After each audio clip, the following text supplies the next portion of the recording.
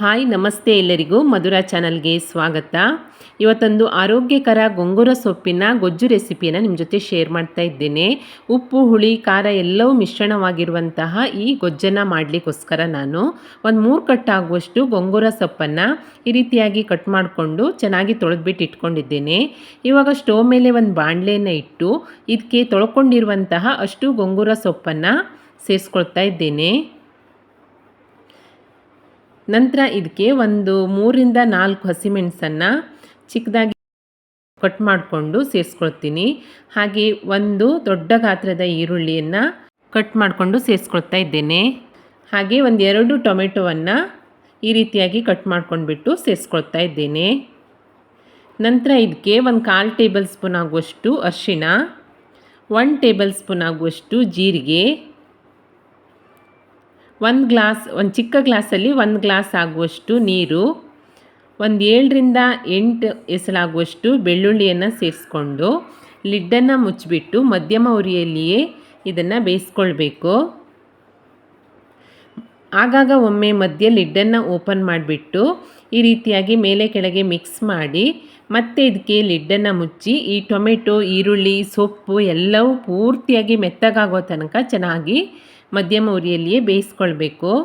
ನೋಡಿ, ಇವಾಗ ಸೊಪ್ಪೆಲ್ಲ ಬೆಂದಿದೆ, ಟೊಮೆಟೊ ಈರುಳ್ಳಿ ಇನ್ನೂ ಬೇಯಲಿಕ್ಕೆ ಬಾಕಿ ಇದೆ. ಅದಕ್ಕೋಸ್ಕರ ಈ ರೀತಿಯಾಗಿ ಒಮ್ಮೆ ಮೇಲೂ ಕೆಳಗೂ ಮಿಕ್ಸ್ ಮಾಡಿಕೊಂಡು ಮತ್ತೆ ಇದಕ್ಕೆ ಲಿಡ್ಡನ್ನು ಮುಚ್ಚಿಬಿಟ್ಟು ಬೇಯಲಿಕ್ಕೆ ಬಿಡ್ತಾ ಇದ್ದೇನೆ. ಇದು ಬೇಯುವಷ್ಟರಲ್ಲಿ ಒಂದು ಮಸಾಲೆಯನ್ನು ರೆಡಿ ಮಾಡ್ಕೊಳ್ಳೋಣ.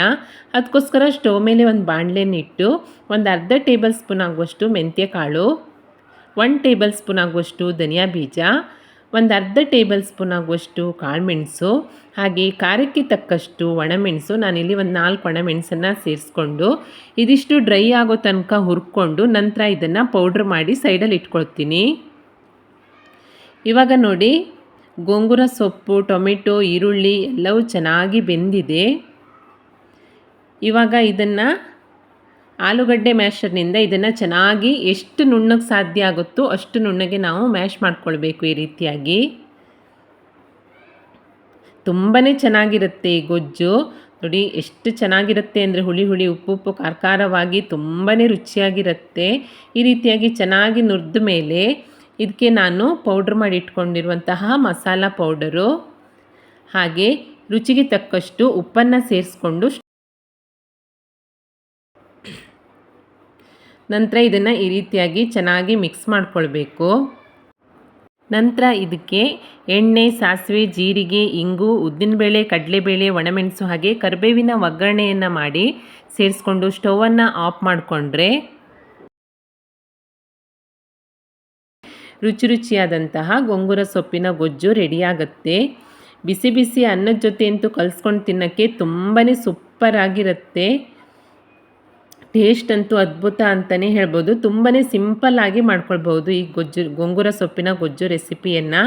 ಖಂಡಿತ ಟ್ರೈ ಮಾಡಿ ನೋಡಿ. ಈ ಗೊಂಗುರ ಸೊಪ್ಪಿನ ಗೊಜ್ಜು ರೆಸಿಪಿ ನಿಮಗೆ ಇಷ್ಟ ಆದಲ್ಲಿ ಲೈಕ್ ಮಾಡಿ, ಶೇರ್ ಮಾಡಿ, ಹಾಗೆ ಕಮೆಂಟ್ ಮಾಡಿ. ಹೊಸದಾಗಿ ನಮ್ಮ ಚಾನಲ್ ನೋಡ್ತಾ ಇದ್ದರೆ ಸಬ್ಸ್ಕ್ರೈಬ್ ಮಾಡ್ಕೊಳ್ಳಿ. ಸಿಗೋಣ ಮುಂದಿನ ರೆಸಿಪಿಯಲ್ಲಿ. Thank you for watching.